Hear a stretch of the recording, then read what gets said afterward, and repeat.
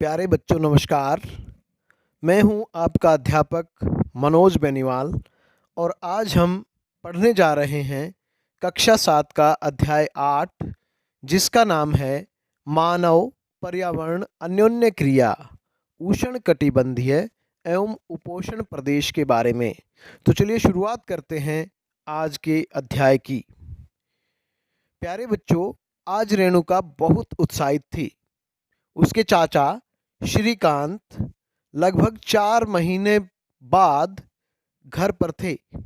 वह एक वन्य जीव फोटोग्राफर हैं तथा बहुत यात्रा करते हैं। बहुत छोटी उम्र से ही जो रेणुका है, रेणुका को की जो रुचि है वन्य जीव और वनों में थी। जब उसके चाचा ने प्रकृति संबंधी पुस्तकों से उसका परिचय कराया, दूरस्थ भूस्थल और वहां रहने वाले लोगों की तस्वीरें उसे हमेशा आकर्षित करती रहती थी। तो चाचा जी ने रेणुका को बताया कि रेणुका, इन तस्वीरों में तुम विश्व के विभिन्न भागों के लोगों को देख सकती हो। इनमें कुछ शुष्क रेगिस्तान से हैं, कुछ बर्फीले प्रदेशों से एवं कुछ गर्म नम वर्षा वनों से हैं। तो रेणुका कहती है, वे मुझसे कितना अलग दिखते हैं। लेकिन चाचा जी ने उसको बताया कि वे देखने में भले ही अलग हों, लेकिन उनके भोजन, कपड़ा एवं मकान जैसी जीवन की मूल आवश्यकताएं हमारे समान ही हैं। उनके बच्चे भी शायद तुम्हारी तरह ही खेलते हैं, कभी झगड़ते हैं, फिर समझौता कर लेते हैं, गाते हैं, नाचते हैं एवं घरेलू कार्यों में अपने परिवार की मदद करते हैं। वे प्रकृति के करीब रहते हैं एवं जीवन की शुरुआत में ही प्रकृति की देखभाल करना सीख जाते हैं। वे मछली पकड़ना एवं वनों से सामग्री एकत्र करना सीख जाते हैं। तो इस तरह से चाचा जी ने रेणुका को इन लोगों के विषय में बताया। अब ये लोग कौन हैं और इनका जीवन कैसा होता है, अब हम इसके बारे में जानेंगे। सबसे पहले जानते हैं, आप देख सकते हैं कि यहाँ पर एक विश्व का मानचित्र आपको दिखाया गया है, जिसमें ये जो पिंक कलर का ये जो महाद्वीप आप देख रहे हैं, ये है साउथ अमेरिका। और साउथ अमेरिका के जिस भाग के बारे में हम जानने वाले हैं वो है अमेजन बेसिन। तो अमेजन बेसिन क्या है और ये कहाँ पर स्थित है ये साउथ अमेरिका के इस भाग में। अब इस भाग के बारे में विस्तृत रूप से जान लेते हैं। प्यारे बच्चों, अमेजन एक नदी है। अमेजन नदी जो है वो यहाँ से शुरू होती है। ये यहाँ पर जो साउथ अमेरिका है, दक्षिणी अमेरिका है, इसका ये जो पश्चिमी हिस्सा है यहाँ से निकलती है और एक छोटी छोटी सहायक नदियाँ इसमें मिलती जाती है। और इस क्षेत्र को, ये जो क्षेत्र आप देख सकते हैं, इसको अमेजन बेसिन कहा जाता है, जो कि भूमध्य रेखा के बिल्कुल ऊपर स्थित है। और ये जो नदियां आप देख रहे हैं, इन्हें कहा जाता है सहायक नदियां। आप देख सकते हैं कि सहायक नदियां ये छोटी नदियां होती हैं जो मुख्य नदी में मिलती हैं। मुख्य नदी अपनी सहायक नदियों के साथ जिस क्षेत्र के पानी को बहाकर ले जाती है वह उसका बेसिन अथवा हिंदी में कहा जाता है जल संग्रहण क्षेत्र। और प्यारे बच्चों, अमेजन बेसिन विश्व का सबसे बड़ा नदी बेसिन है। तो हम जानने वाले हैं इस बेसिन में रहने वाले लोगों के बारे में, वहाँ के पेड़ पौधों के बारे में, वहाँ की संस्कृति के बारे में और वहाँ के वन्य जीवों के बारे में। तो चलिए शुरुआत करते हैं इस अध्याय की अमेजन बेसिन से। यहाँ पर एक और चित्र आप देख रहे हैं। अमेजन जो बेसिन, यहाँ पर जो हरा पार्ट आपको दिखाई दे रहा है, ये हरा पार्ट अमेजन बेसिन को दर्शाता है। और ये हरा इसलिए है क्योंकि यहाँ वनों की प्रचुरता पाई जाती है। जिन देशों में ये बेसिन फैला हुआ है उनमें इक्वाडोर, पेरू, बोलीविया और ब्राजील, कुछ भाग कोलंबिया का और वेनेजुएला का भी इसमें स्थित है। प्यारे बच्चों, ये एक नदी तंत्र है, ये एक बेसिन है जो इस भाग में फैला हुआ है और भूमध्य रेखा के नज़दीक होने के कारण यहाँ का तापमान भी उच्च रहता है और यहाँ पर नदी के कारण नदी का जल पर्याप्त मात्रा में मौजूद है, इसलिए यहाँ पर वनों की प्रचुरता पाई जाती है और वन्य जीवों की भी यहाँ पर बहुत सारी प्रजातियां पाई जाती हैं। अब इसका नामकरण कैसे पड़ा, नामकरण कैसे हुआ, तो हम एक कहानी के माध्यम से ये जानेंगे। जब स्पेन के अन्वेषकों ने इस नदी की खोज की, यानी अमेजन नदी के, जब स्पेन के जो खोजधारी थे, अन्वेषक थे, उन्होंने जब इसकी खोज की तो सिर पर सुरक्षा कवच यानी हेड गियर एवं घास के स्कर्ट पहने कुछ स्थानीय जो आदिवासी लोग थे, उन्होंने उन पर आक्रमण कर दिया और इन आक्रमणकारियों ने उन्हें, क्योंकि वो बहुत योद्धा थे और अपने वन्य जन जीवन से वो छेड़छाड़ नहीं चाहते थे, इसलिए उन्होंने उन पर आक्रमण कर दिया और इस तरह से लड़ाई करी कि रोमन साम्राज्य के अमेजोन्स नामक महिला योद्धाओं के आक्रामक समूह की याद दिला दी। इस प्रकार यहाँ का नाम अमेजन पड़ा। तो ये था कि अमेजन बेसिन का नाम अमेजन कैसे पड़ा। तो ये कुछ महिला योद्धाएं थी, अमेजोन्स, उनकी याद ताजा करवा दी थी इन आदिवासियों ने, इसलिए इनका नाम पड़ा अमेजन। अब हम देख लेते हैं कि ये आप देख सकते हैं कि एक नदी आप देख रहे हैं यहाँ पर और एक झरना बह रहा है। यह जो क्षेत्र है उष्ण कटिबंधीय प्रदेश है और कर्क और मकर रेखा के बीच में स्थित है। जिस स्थान पर कोई नदी किसी अन्य जलराशि में मिलती है उसे नदी का मुहाना कहा जाता है। अमेजन नदी में बहुत सारी सहायक नदियां मिलकर अमेजन बेसिन का निर्माण करती हैं। यह नदी बेसिन ब्राजील के भागों, पेरू के कुछ भागों, बोलीविया, इक्वाडोर, कोलंबिया और वेनेजुएला के छोटे से भाग में प्रवाहित होती है। इस प्रकार हम देख सकते हैं कि यह नदी बहुत सारी छोटी छोटी जो नदियां हैं उनसे मिलकर बनी है।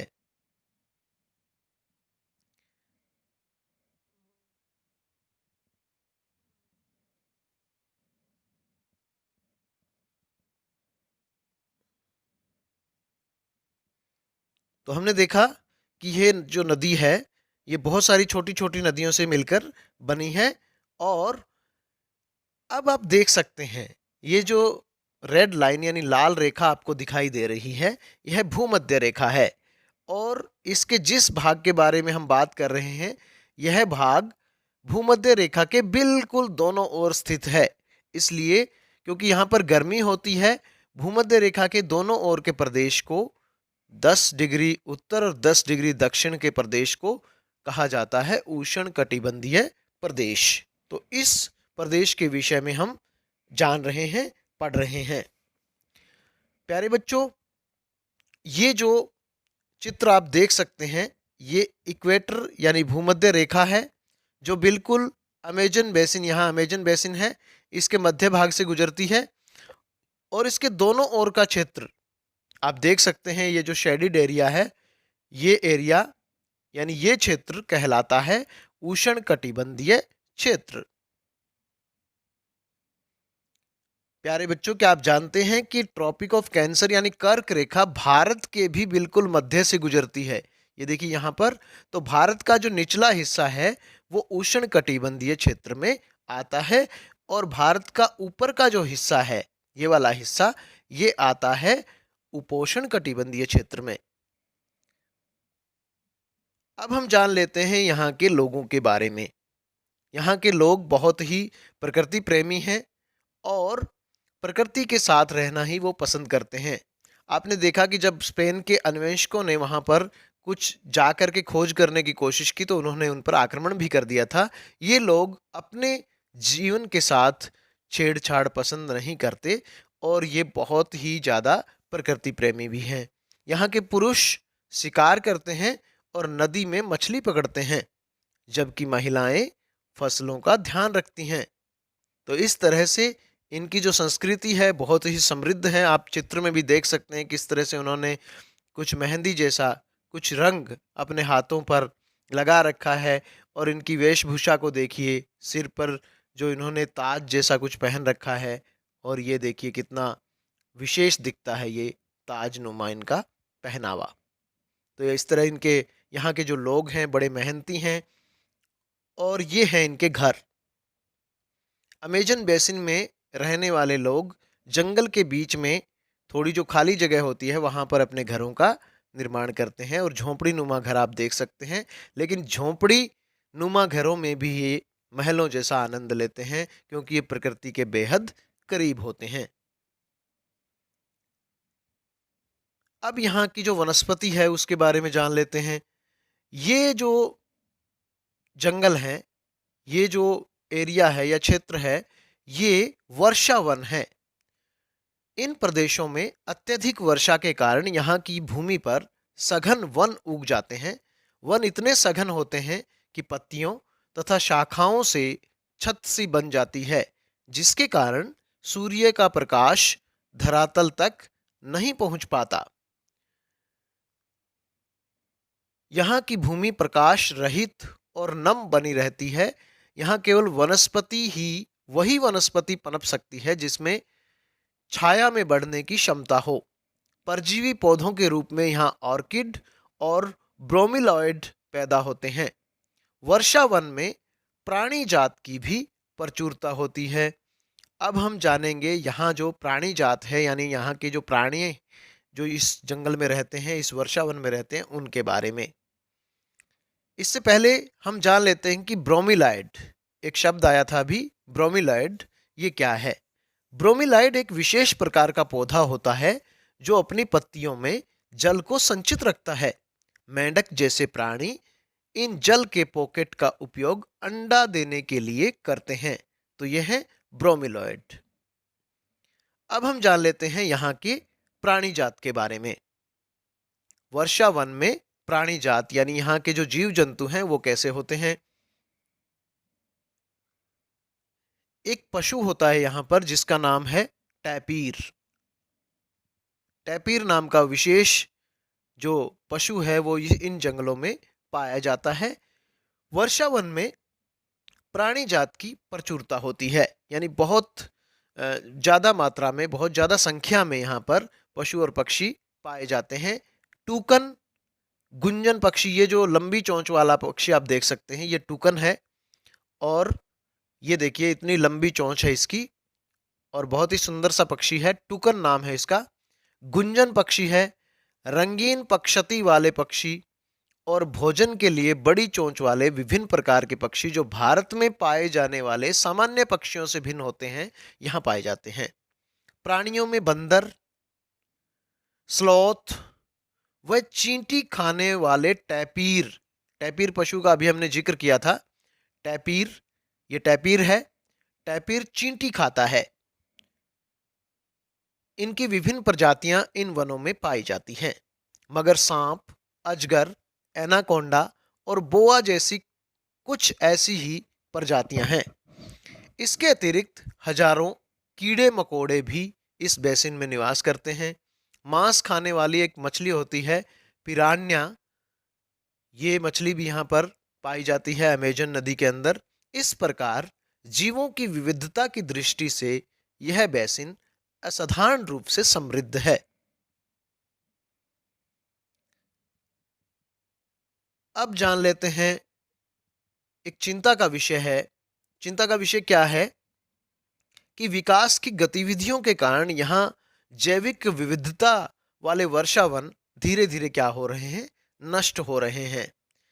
ऐसा अनुमान है कि प्रतिवर्ष अमेजन बेसिन के वर्षावन का बड़ा भाग लुप्त होता जा रहा है। यहाँ पर आप देख सकते हैं कि पूरी धरती का जो एरिया था वनों वाला, वो किस प्रकार से नष्ट हुआ है। 1990 और 2015 के बीच में पूरी दुनिया से 129 मिलियन हेक्टेयर जो फॉरेस्ट थे वो काट दिए गए, यानी इतने वन हमने काट दिए। और ये जो क्षेत्र बनता है, ये जो साउथ अफ्रीका का साइज है, वो उतना एरिया हमने वनों का काट दिया है। यानी सिर्फ 25 सालों में हमने इतने वन धरती से लुप्त कर दिए हैं, जो कि बहुत ही चिंता का विषय है। अब हम एक उपोष्ण कटिबंधीय क्षेत्र यानी हमारे देश का ये क्षेत्र है जिसका नाम है गंगा ब्रह्मपुत्र बेसिन, इसके बारे में जान लेते हैं। गंगा ब्रह्मपुत्र बेसिन में जो जीवन है वो किस तरह से, कैसा जीवन है, उसके बारे में जानते हैं। सबसे पहले हम जानते हैं कि ये कहाँ पर स्थित है। अगर हम बात करें गंगा ब्रह्मपुत्र बेसिन की तो हमारी मुख्य दो नदियां हैं इसमें, गंगा और ब्रह्मपुत्र। गंगा और ब्रह्मपुत्र की सहायक नदियां मिलकर, ये सहायक नदियां देखिए यहाँ पर, ये सहायक नदियां हैं। ये चंबल, बेतवा, केन, सोन, इधर से घाघरा, कोसी, गंडक, गोमती, कुछ नदियां यहाँ से मिलती हैं और गंगा नदी बन जाती है। यहाँ ये पूरी संयुक्त रूप से गंगा बनती है और ये बांग्लादेश में जाने के बाद यहाँ मिल जाती है एक नदी ब्रह्मपुत्र, जो कि एक बहुत बड़ी नदी है जिसका उद्गम स्थान चाइना में है और ये चाइना भारत की सीमा रेखा के पास से होकर अरुणाचल प्रदेश में एक बहुत ही तीखा मोड़ लेते हुए भारत में प्रवेश कर जाती है और ये भारत के कुछ क्षेत्रों को सिंचित करते हुए ये नदी फिर से बांग्लादेश में चली जाती है और यहाँ पर एक संयुक्त धारा के रूप में बंगाल की खाड़ी में गिरती है। तो गंगा और ब्रह्मपुत्र अपनी सहायक नदियों के साथ जिस बेसिन का निर्माण करती है उसे कहा जाता है गंगा ब्रह्मपुत्र बेसिन। अब हम जानते हैं कि ये जो एरिया है, क्योंकि ये कर्क रेखा जो है वो भारत के बिल्कुल बीच से गुजरती है, तो कर्क रेखा के ऊपर का जो एरिया है, यानी यहाँ से कर्क रेखा जाती है, कर्क रेखा के बाद ये कर्क रेखा है और कर्क रेखा के ऊपर का जो हिस्सा है उसे कहा जाता है उपोष्ण कटिबंधीय क्षेत्र। यहाँ आप देख सकते हैं भारत के मानचित्र में कि ये जो एरिया है पूरा का पूरा, जो नीली रेखा से, ये गंगा का बेसिन है और ऊपर से अगर इस एरिया को भी हम इसमें मिला देते हैं तो ये बन जाता है गंगा ब्रह्मपुत्र बेसिन। मैप को थोड़ा जूम करने पर हम पाते हैं कि हिमालय का पर्वतीय भाग और जो दक्षिण का पठार है उसके बीच का ये भाग आप देख सकते हैं हरा भरा, यानी एक मैदान है बहुत बड़ा और इस मैदान के अंदर रहने वाले लोगों के बारे में, वहाँ पाई जाने वाली वनस्पति के बारे में और वहाँ के वन्य जीवों के बारे में हम जानने की कोशिश करेंगे। तो ये है गंगा ब्रह्मपुत्र बेसिन। यहाँ आप देख सकते हैं ये कलकल करती, कलकल बहती नदी जो कि ब्रह्मपुत्र नदी है, उसकी एक सहायक नदी है, ब्रह्मपुत्र नदी की एक सहायक नदी आप देख रहे हैं यहाँ पर। और यहाँ